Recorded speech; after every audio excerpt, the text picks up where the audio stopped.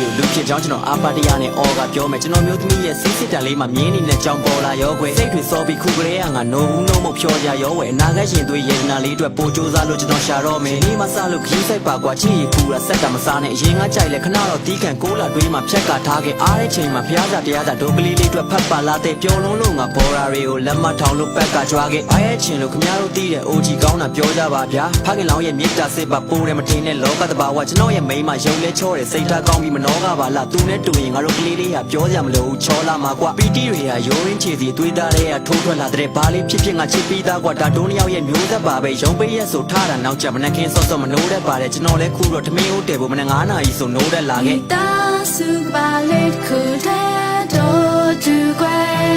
တာယာရင်ချမ်းတဲ့ချစ်တာယာအိမ်များတဲ့ပါလေးခုဝဲတဲ့ဆောင်တီတိုင်းမျက်စိမဲမြေတာရဲ့ထောင်ရမပြောင်းလဲတဲ့ချစ်ထောင်စီအိမ်များတဲ့မိသားစုကပါငယ်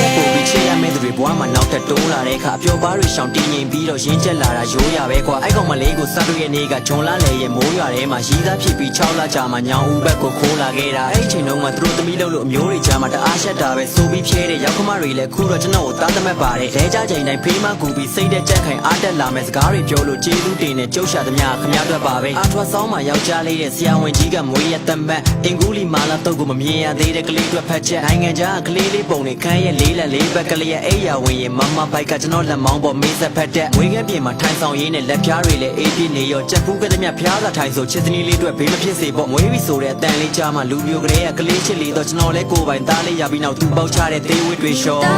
စုပါလေးခုတဲ့တို့သူကွယ်တာယာရင်ချမ်းတဲ့ချစ်တာယာအိမ်များတဲ့ပါလေးခုဝဲတဲ့ဆောင်တီတိုင်းမျက်စိမဲ